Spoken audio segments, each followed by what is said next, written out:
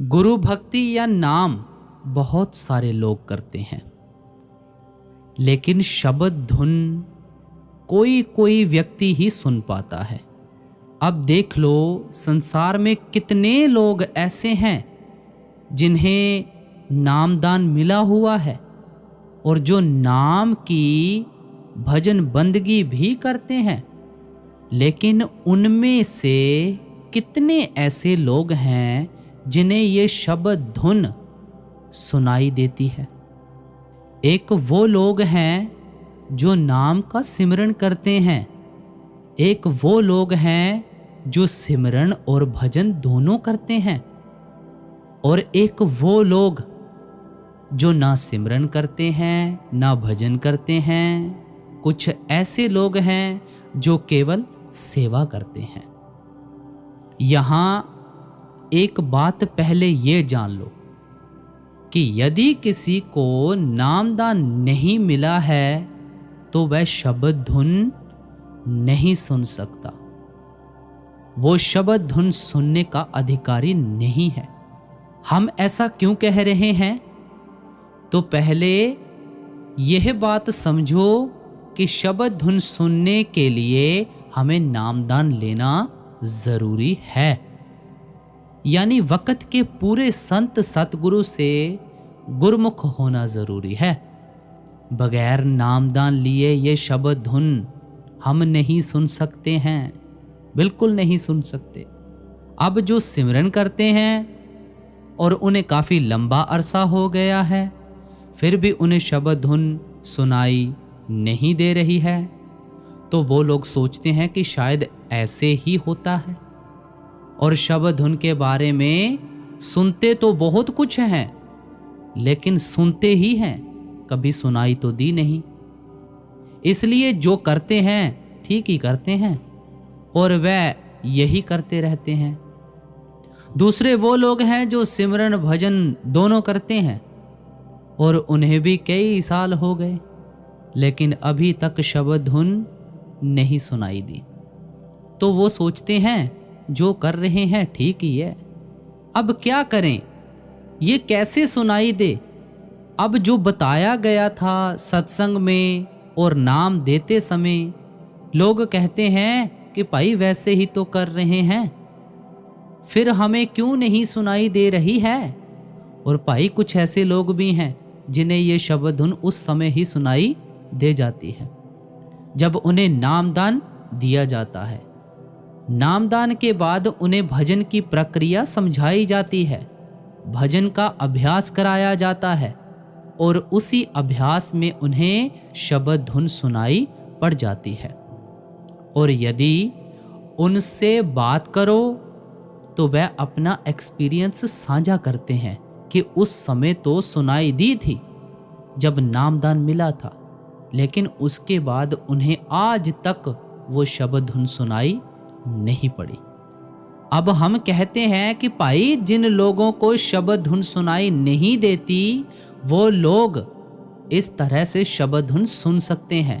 पहले पूरा समझो कि शब्द धुन अगर सुनाई ना पड़े, लोग कहते हैं तो इसमें हर्जा क्या है, क्या परेशानी है, अभी भी तो सुनाई नहीं पड़ रही है, फिर भी तो भाई सारे काम करते ही हैं, सिमरन भी करते हैं, भजन भी करते हैं, सेवा भी करते हैं, सत्संग भी सुनते हैं। भाई अगर यदि शब्द धुन सुनाई नहीं दे रही है तो ना दे, जो कर रहे हैं वही ठीक है, लेकिन विचार करो, विचार करो, शब्द धुन सुनना क्यों जरूरी है। ये क्यों नहीं विचार करते कि शब्द धुन सुनने के लिए बार बार क्यों कहा जाता है, इतना जोर क्यों दिया जाता है। अब इसे गहराई से समझो कि जो हम कर रहे हैं ये सब बाहरी भक्ति है। सत्संग सुनना, सेवा करना, नाम का सिमरन करना, यहाँ तक कि भजन भी बाहरी भक्ति है। अब बहुत से लोग कहेंगे कि आप गलत कह रहे हो, सिमरन करना और भजन बाहरी भक्ति कैसे हुआ, यह तो आंतरिक भक्ति हुई ना। तो भाई वो लोग सुने और समझें। कि जब तक हमारा ख्याल शब्द के साथ नहीं जुड़ जाता और हमें ये शब्द धुन स्पष्ट तौर पर सुनाई नहीं देती, जैसे हर घड़ी, हर लम्हा, हर समय, श्वासोश्वास 24 घंटे, चाहे दिन हो, चाहे दोपहर, रात्रि हो, शाम हो, हर वक्त, चाहे हम स्वस्थ हों, चाहे हम बीमार हों, ये हमें लगातार जब सुनाई देती है तब आंतरिक होता है। अभी सिर्फ और सिर्फ बाहरी ही है, क्योंकि नाम जपते रहते हैं और हमारा ख्याल दुनिया में रहता है। भजन करते हैं और भजन के वक्त भी हमें दुनियावी शक्लें और दुनियावी पदार्थों के हमारे मन में चित्र बने रहते हैं। तो ये कैसे हो गया आंतरिक? आंतरिक का सिर्फ अभ्यास है, आंतरिक है नहीं। पहले समझो, जब नाम का सिमरन करते हैं तो पहले अंतर में शब्द बैठता है। अब ऐसे कह दिया मैंने कि शब्द बैठता है, ऐसे नहीं बैठता है। ये कैसे बैठता है? जब ध्यान में शब्द समाहित हो जाए तब अंतर में शब्द बैठता है। अब इसे और बारीकी से समझो। जब हम नाम का सिमरन करते हैं उस समय हमें अंतर में शब्द दिखाई देना चाहिए। शब्द हमने देखा नहीं, शब्द यानी परमात्मा हमने देखा नहीं, तो हमारे जो गुरु हैं उनका जो स्वरूप है, जो उनकी देही है, हमारे ध्यान को एकाग्र करने में सहायता प्रदान करती है, एकाग्र करने में। इसलिए जब हम नाम का सुमिरन करते हैं उस समय जब हमारा ध्यान अपने सतगुरु के स्वरूप के साथ जुड़ जाए तो हमारा जो ख्याल है तो धीरे धीरे सिमटने लगता है ऊपर की ओर, और हम पहले तो उनके ललाट को, फिर उनके माथे को, फिर उनकी आंखों को, और फिर आंखों से स्वयं ऑटोमेटिक, ध्यान रखना ऑटोमेटिक, हमें शब्द धुन सुनाई देने लग जाती है। लेकिन इसके लिए क्या होता है? सबसे पहले हमारे को अपने अंतर में शब्द को बिठाना होता है। शब्द गुरु है, शब्द परमात्मा है, तो हमें अपने अंतर में गुरु को बिठाना होता है।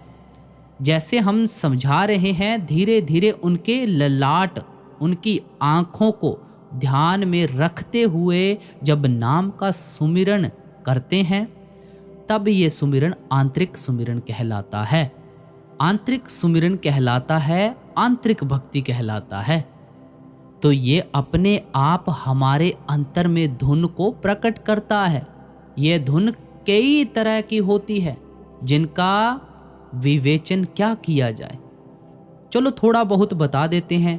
जैसे कि बादल का गरजना, तरह तरह की आवाज़ें सुनाई देना।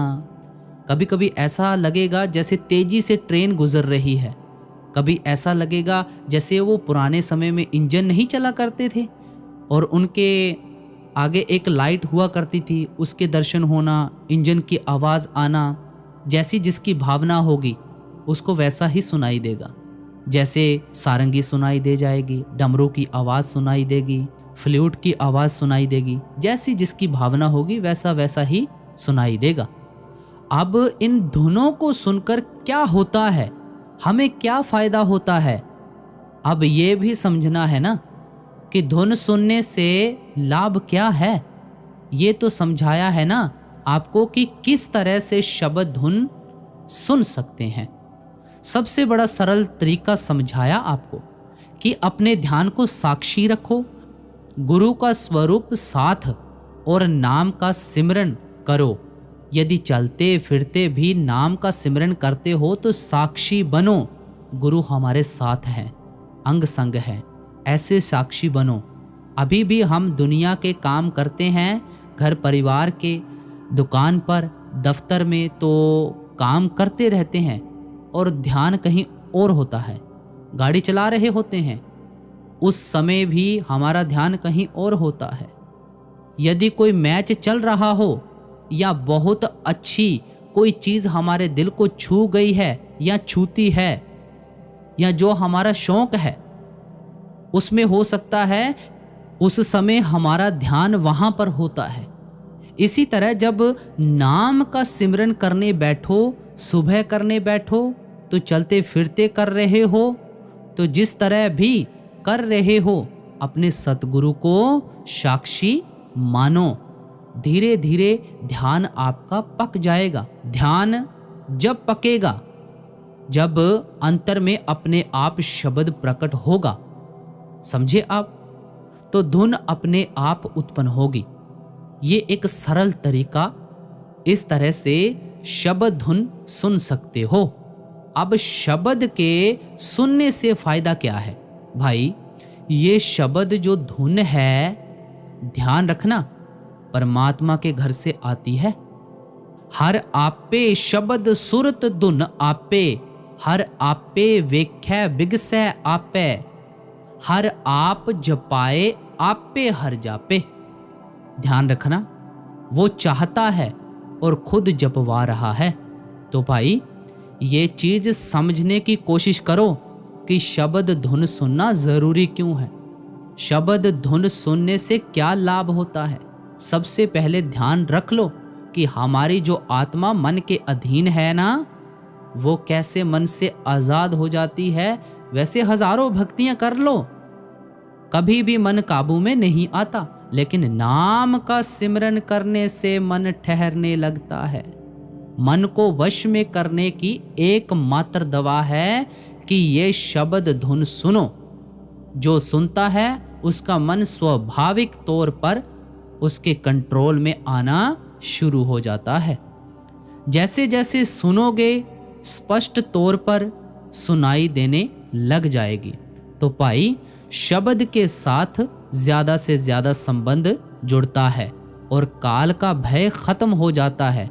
बड़ा फायदा होता है, काल का एकदम से भय खत्म हो जाता है। किसी तरह का भी कोई भी भय नहीं रहता, व्यक्ति मुक्त हो जाता है। अहंकार हमेशा के लिए चला जाता है, क्रोध खत्म हो जाता है, संसार के रिश्ते नातों की हकीकत पता चल जाती है, रिश्ते नातों से मोह छूट जाता है। संसार की माया व्यक्ति को बाधित नहीं करती, व्यक्ति धन की आसक्ति से बचा रहता है। मान अपमान मृग तृष्णा उसे नहीं छूते, थोड़े में संतोष करता है, हर स्थिति में शब्द का शुक्र करता है, वो साधु बन जाता है। और बगैर गुरु के नामदान नहीं मिल सकता। तो सतगुरु खोजो री प्यारी, सबसे पहले गुरु को ढूंढो। सतगुरु खोजो री प्यारी, जगत में दुर्लभ रतन यही है। और जो हमें पूरे गुरु ही समझा सकते हैं। किस तरह से? हमें नामदान लेकर हम उस नाम की कमाई कर सकते हैं, वरना नहीं।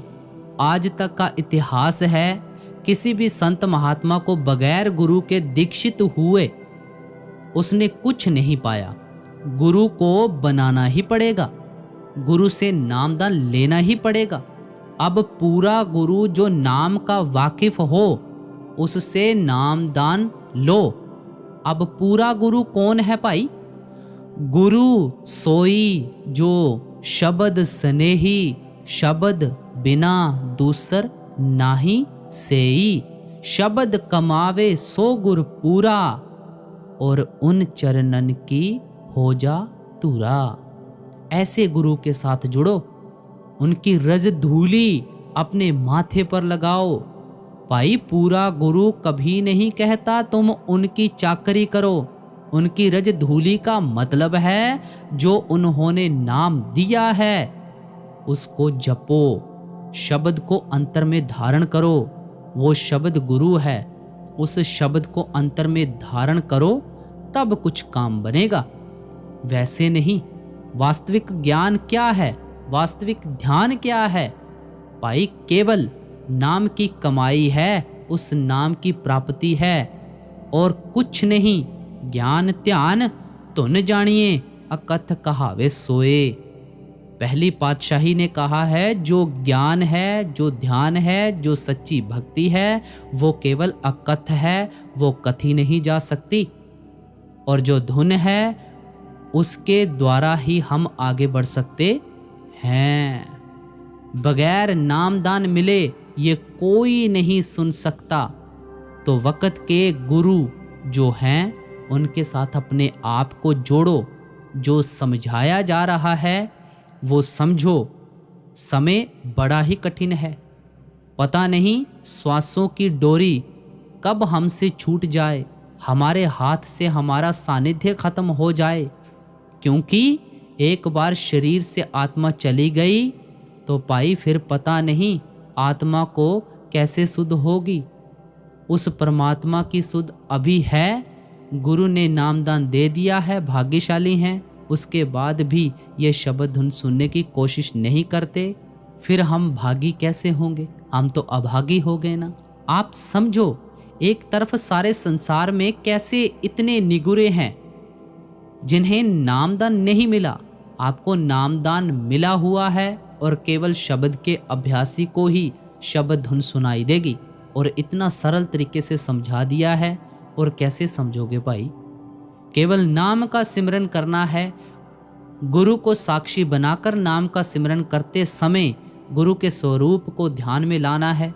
जैसे ध्यान पके, अपने आप ही गुरु का स्वरूप हट जाएगा और गुरु का स्वरूप अपने आप ही शब्द धुन को प्रकट कर देगा। ये शब्द धुन ऐसी है जो हमेशा सुनाई देती है, हर वक्त हम इससे जुड़े रहते हैं। तो गुरु प्यारी साध संगत जियो, आप जी से इजाज़त चाहते हैं। राधा स्वामी जी।